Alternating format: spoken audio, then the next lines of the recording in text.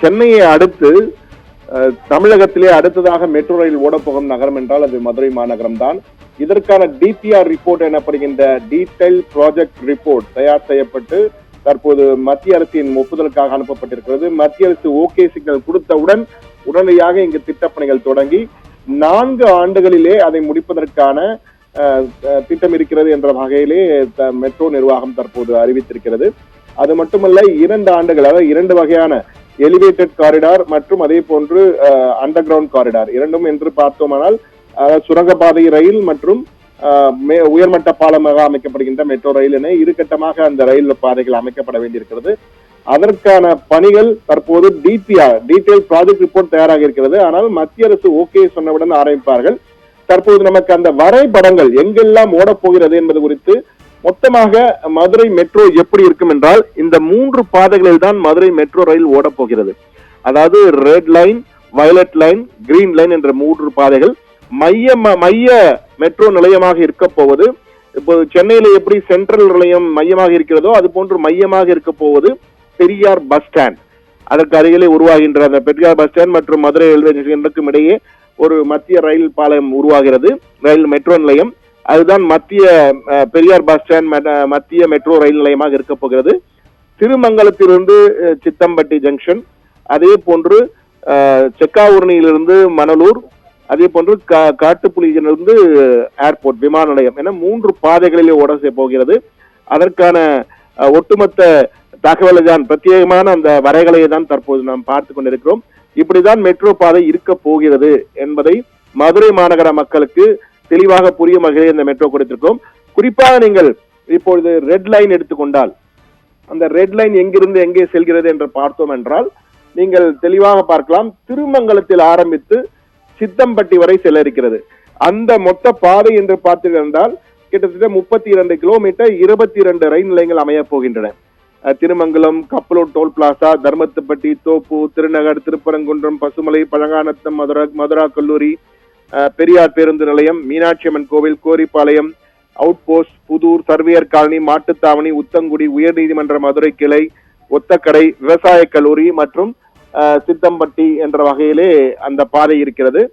அதே போன்று நீங்கள் கிட்டத்தட்ட இது 32 கிலோமீட்டர் தூரம் 22 ரயில் நிலையங்கள் அமைய இருக்கின்றன இந்த ரெட் லைன் பாதையிலே.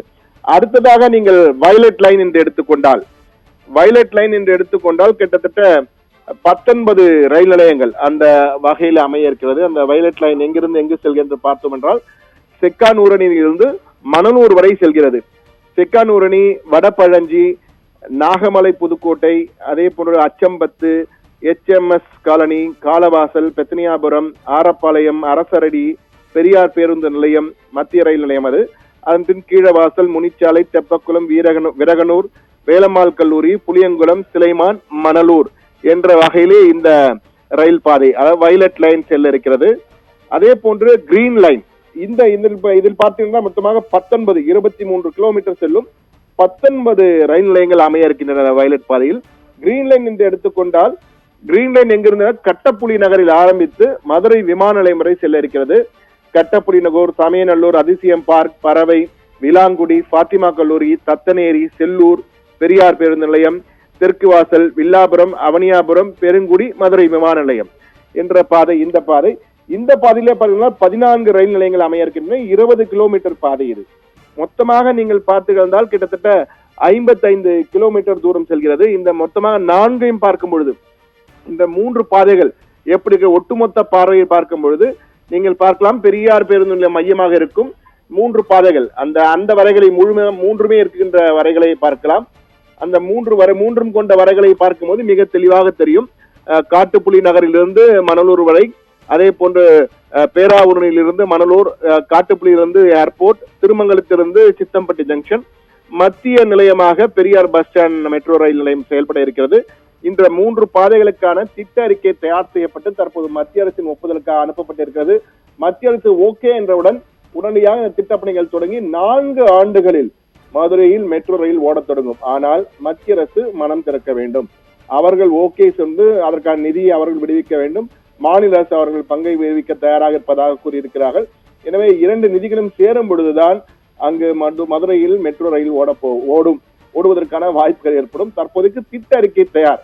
இதுதான் ஒட்டுமொத்தமாக இப்படிதான் இருக்க போகிறது மெட்ரோ ரயில் என்பது குறித்த பிரத்யேக வரைகளை நமக்கு கிடைத்ததால் அதை தற்போது மத்திய மதுரை மக்களுக்கு மதுரை மாநகர மக்களுக்கு மட்டுமல்ல, தமிழகத்தில் இருப்போர் பெரும்பாலோர் மதுரையை பயன்படுத்தக்கூடிய வாய்ப்பு இருக்கிறது. எனவே மதுரை சென்றால் எப்படி நீங்க மெட்ரோ ரயிலை இருக்கக்கூடும் எதிர்காலத்திலே என்பதற்காக இந்த சிறப்பு நாம் கொடுத்திருக்கிறோம். ஆபிரகாம்,